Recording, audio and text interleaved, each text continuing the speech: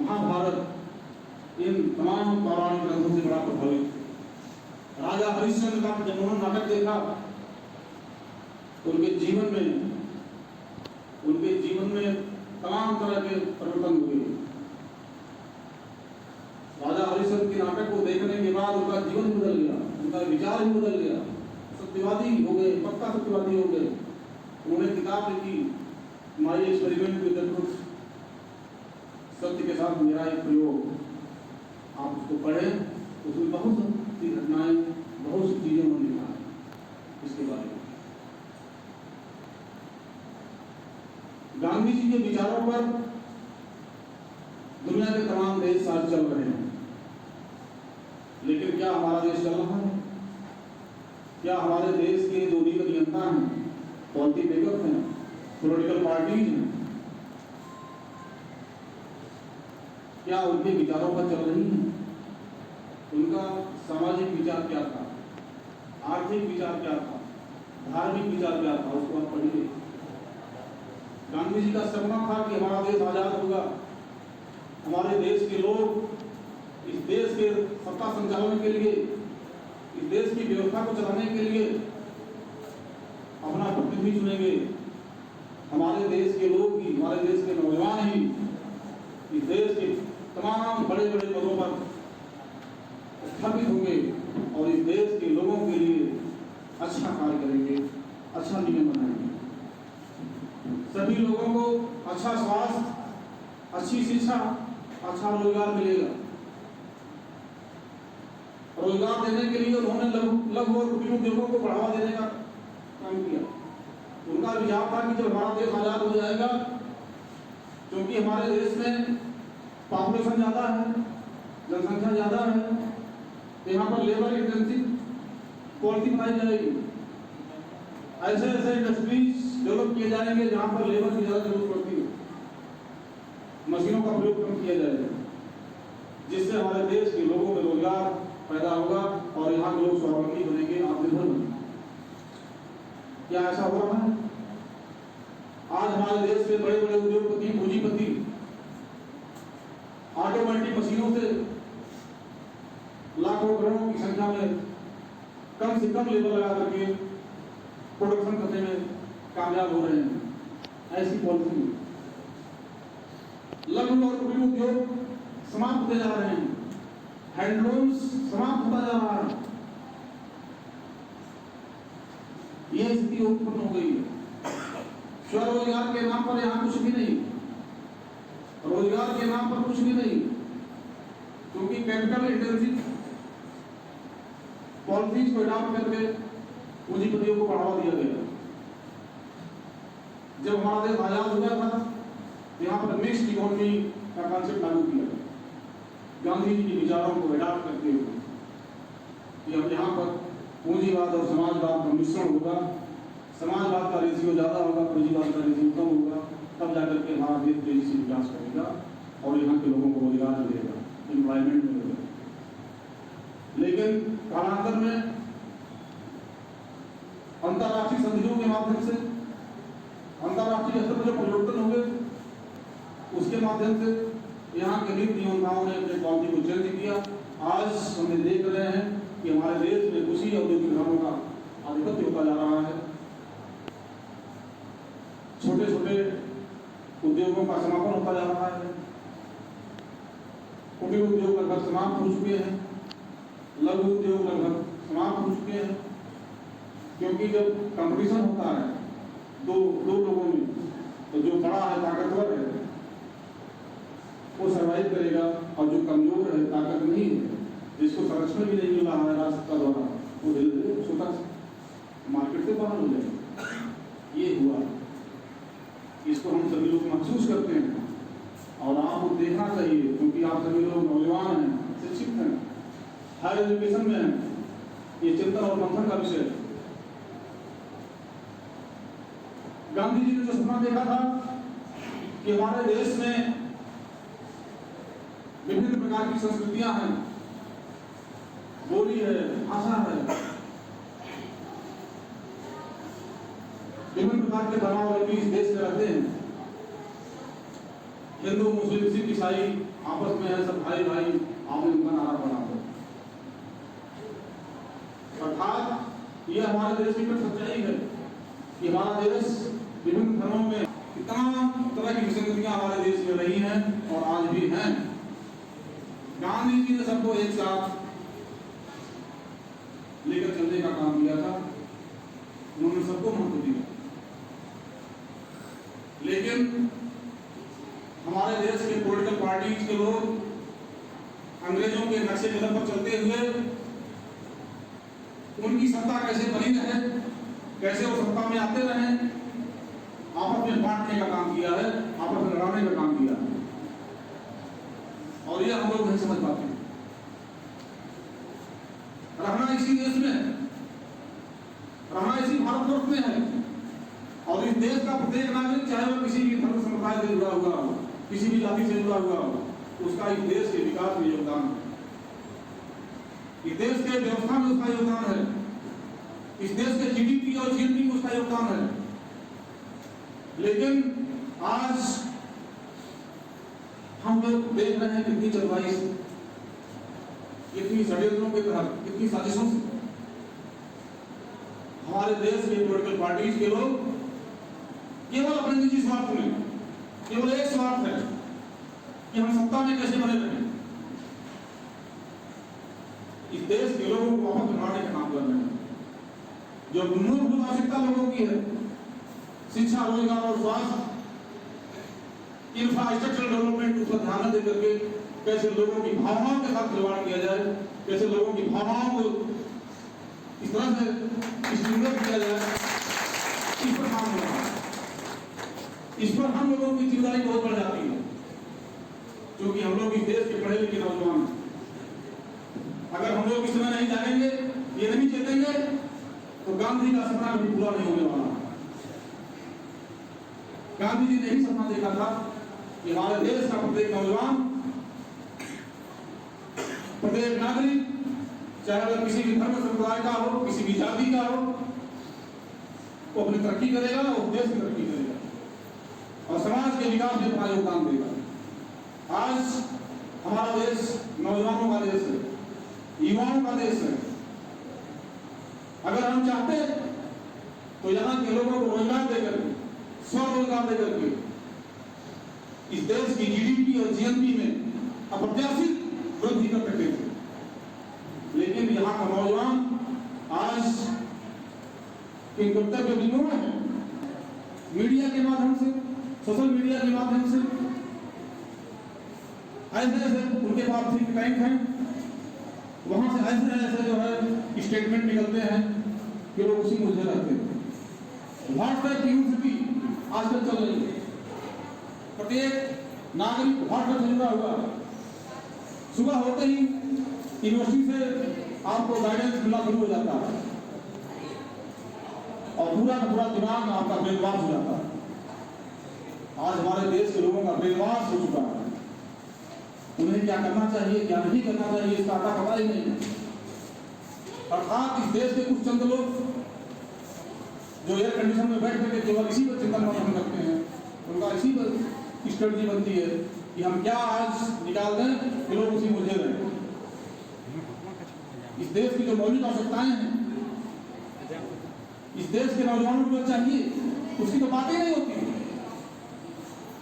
आपको best education मिले, best health facility मिले, बेस्ट एम्प्लॉयमेंट मिले, इस पर तो कोई बात ही नहीं करता। बातें केवल उस तरह होती है जिसको गांधी जी ने सोचा था कि ऐसा हमारे देश में नहीं होने पाएगा, आज वो हो रहा है। अर्थात हम गांधी के विचारों से भटक गए।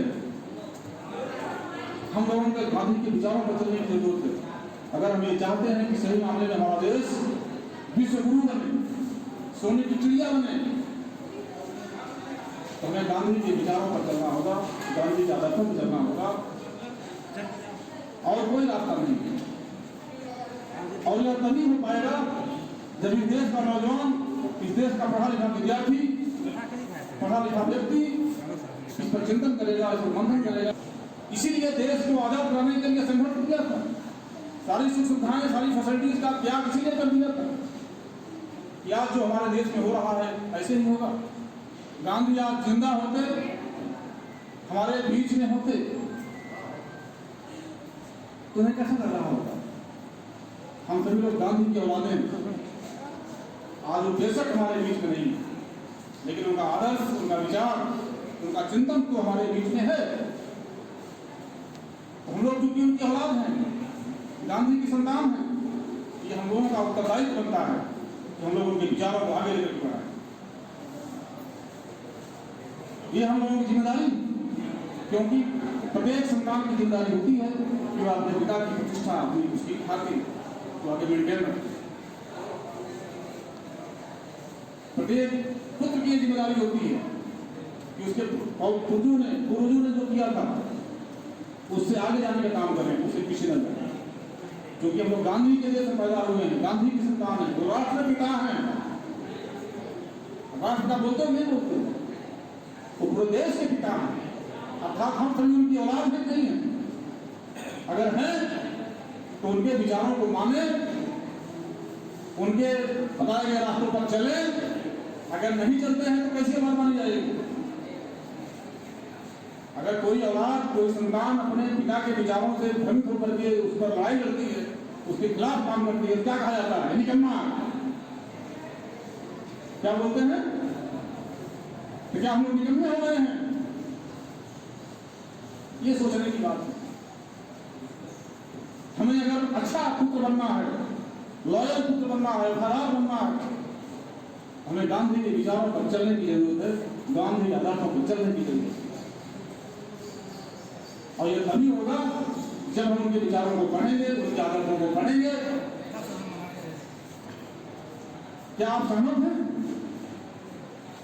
क्या आप एग्री हैं? बताएं, बोलिए, आवाज क्यों नहीं आ रही? Are you agree? Hand up. शाबाश, बहुत अच्छी बात है।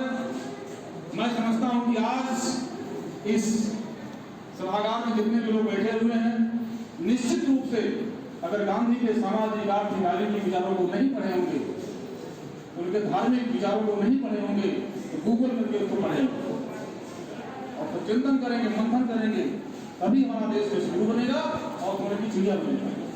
ज्यादा समय न लेते हुए मैं अपनी बातों को इंतजाम देता हूँ। जय गांधी, जय भारत।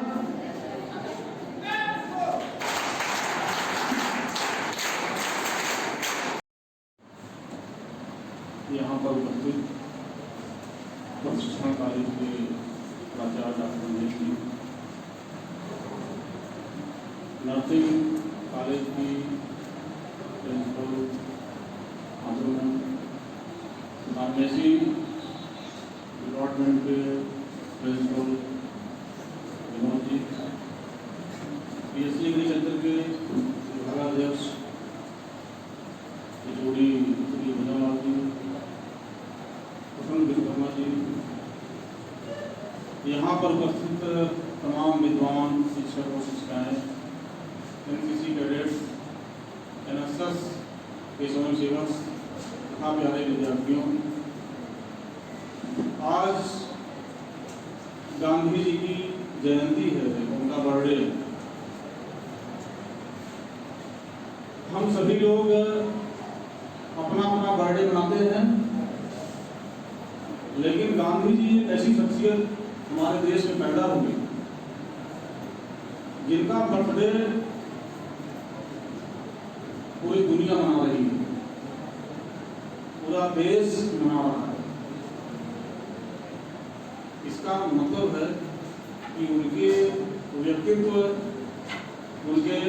में जरूर कुछ ऐसी खास बात नहीं होगी जो आज पूरा देश इसको राष्ट्रीय पर्व के रूप में मना रहा है, नेशनल फेस्टिवल।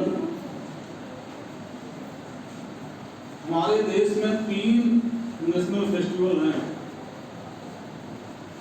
जिस दिन हमारा देश आजाद हुआ 15 अगस्त, जिस दिन हमारे देश का संविधान लागू हुआ 26 जनवरी, और तीसरा नेशनल फेस्टिवल है अक्टूबर जिस दिन गांधी का जन्म हुआ। तो ये अपने आप में बहुत महत्वपूर्ण दिन है। हमारा देश ही नहीं, पूरी दुनिया आज गांधी के विचारों को, गांधी के आदर्शों को, गांधी के द्वारा बताए गए पदचिन्हों पर चलने के लिए बाध्य है, मजबूर। ऐसा क्या था उनके अंदर, इस पर आज चर्चा होनी चाहिए, इस पर आज चिंतन होना चाहिए। हम ये जानते हैं कि हमारा देश राजनीतिक रूप से गुलाम था, अर्थात हमारे देश में, हमारे देश के लोगों के लिए जो भी नियम कानून, विधि व्यवस्था, रूल्स रेगुलेशंस बनते थे, उसमें हमारे देश के लोगों की भावनाओं का कोई कदर नहीं हुआ करता था, कोई रिप्रेजेंटेशन नहीं था। ब्रिटिश पार्लियामेंट में ब्रिटिश जनता के द्वारा चुने गए जनप्रतिनिधियों के द्वारा वहां की संसद में यहाँ के लोगों के लिए नियम कानून बनते थे। तो जाहिर सी बात है कि आज हम देखते हैं कि जब हमारे द्वारा चुनी गई सरकारें हमारे लिए अच्छा नियम कानून नहीं बना पा रही हैं, तो ब्रिटिश पार्लियामेंट में जो नियम कानून बनता रहा होगा वो हमारे लिए कितना उपयोगी या अनुपयोगी या शोषणकारी होता रहा होगा, ये सोचने की बात है। उन परिस्थितियों में हमारे यहां से गांधी पढ़ने गए, उसी देश में जिस देश का शासन हमारे यहाँ चलता था, तो वहां जाकर के उन्होंने संविधान को पढ़ा, सामाजिक, राजनीतिक, आर्थिक समस्याओं को देखा, उसको समझा, उसके उपचारों को देखा, उपायों को देखा और कंपैरिजन किया कि हमारे देश में जस्ट अपोजिट, हमारे देश की जनता त्रस्त है, उसका शोषण हो रहा है, शोषण की शिकार है। उन्होंने संकल्प लिया कि मुझे अपने देश में आजादी चाहिए। कहते तो हैं लोग कि गांधी जी एक बार फर्स्ट क्लास ट्रेन के डिब्बे का टिकट लेकर के उसमें पहुंच गए बैठने, उनके पास टिकट था, वैलिड टिकट था। तो अंग्रेजों ने कहा कि Indians and dogs are not allowed, ये कहते हैं, और उनको निकाल के बाहर फेंक दिए थे कि फर्स्ट क्लास कोच में इंडियंस अलाउड नहीं। उन्होंने कहा भाई मेरे पास टिकट है, मैंने टिकट लिया, पैसा पेमेंट किया, कह रही अलाउड ही नहीं है, टिकट तुमने क्यों ले लिया, निकाल के बाहर फेंक दिया। उन्होंने संकल्प लिया कि तुमने आज मुझे इस डिब्बे से निकाल के बाहर फेंका है रेलवे पे, मैं तुमको इस देश से निकाल के बाहर फेंकूंगा। बैरिस्टर की डिग्री लेकर के आए थे, चाहते तो अच्छा जीवन जी सकते थे,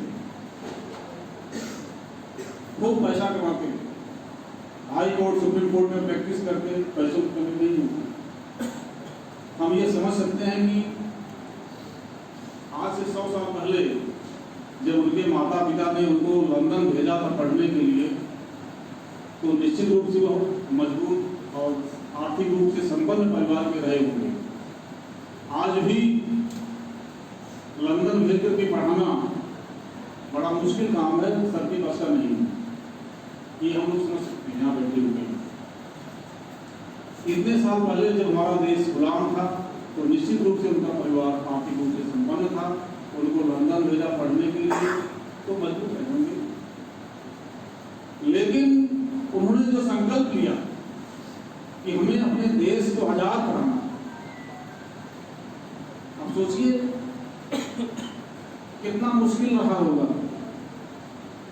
आज के समय की तरह से उस समय न इतना फास्ट टेक्नोलॉजी थी, न मोबाइल था, न टेलीफोन था, न जाने आने के लिए इतने अच्छे साधन थे, न हवाई जहाज, न रेलगाड़ी, न सड़कें, कोई रिसोर्स नहीं था उसमें।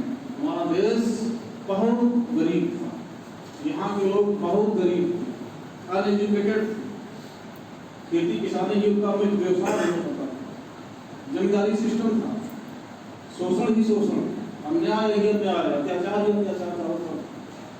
न्याय की उम्मीद को छोड़ दीजिए, ये पोजीशन इस समय में जहां कुछ भी रिसोर्स नहीं था, गांधी ने पूरे देश में पद यात्रा की।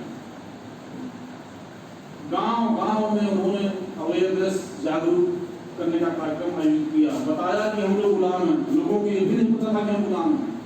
लोग अपने मस्त खेती किसानी कर रहे हैं, जमींदार को अपना दे दिया उसका हिस्सा, किसी को पता ही नहीं था हम गुलाम हैं।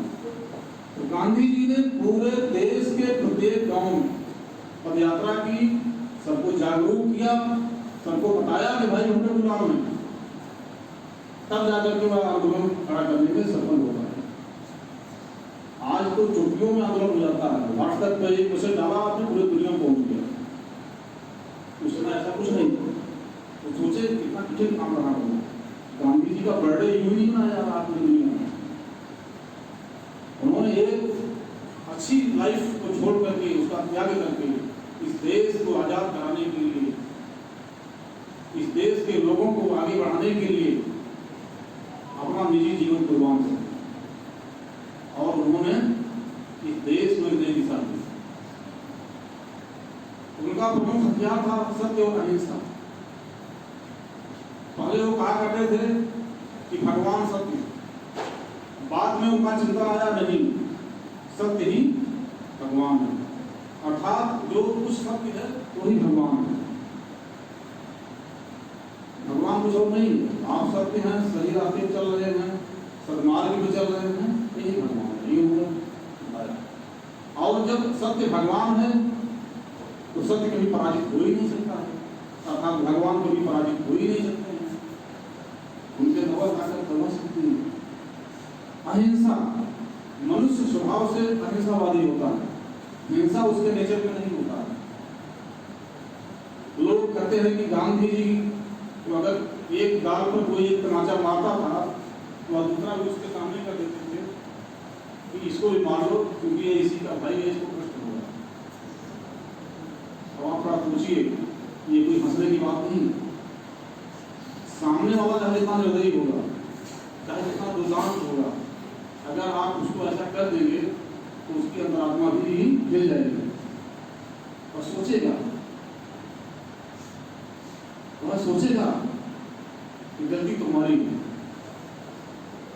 तो वह इन एक्सपेरिमेंट से, इन दो हथियारों से लोगों को आभास कराते थे कि गलती तुम्हारी है।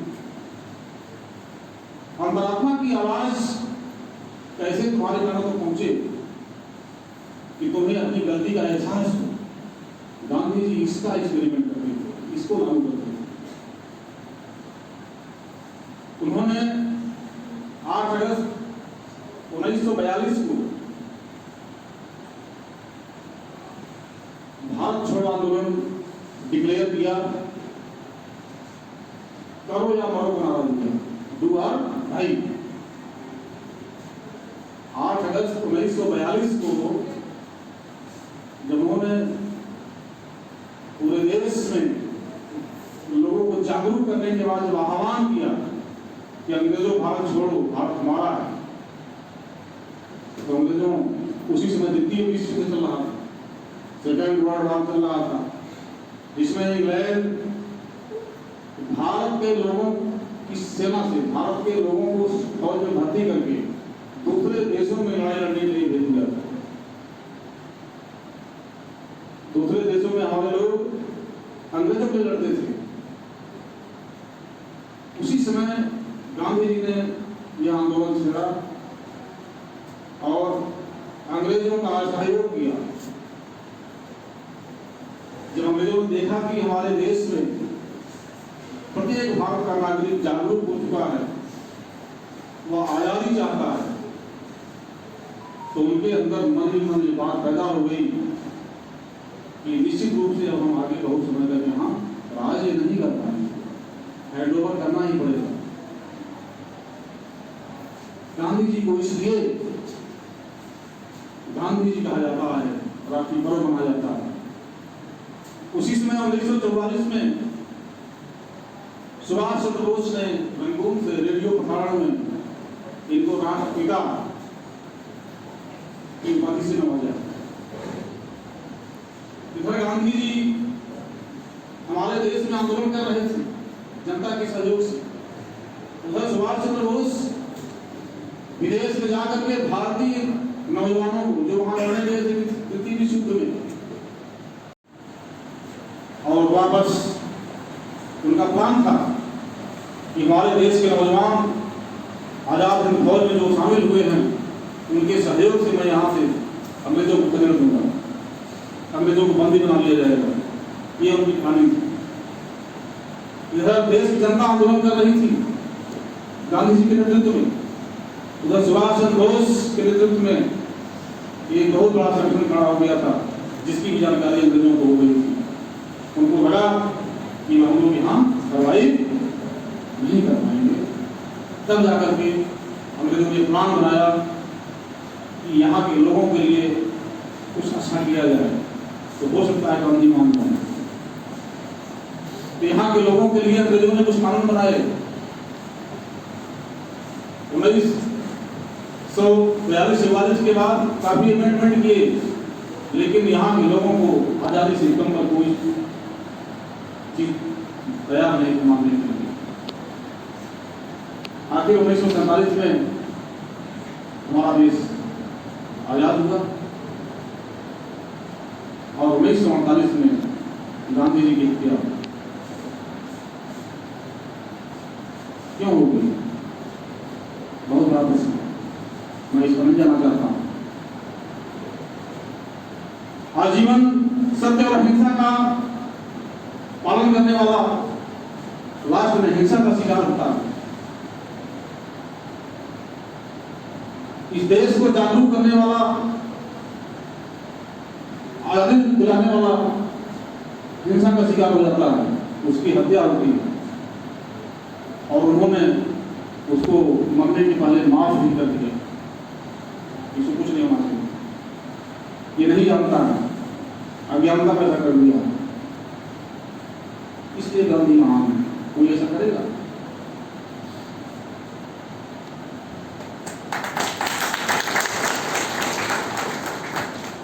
अर्थात गांधी जी आजीवन, जीवन पर्यंत और मरते दम तक अपने सिद्धांतों पर अडिग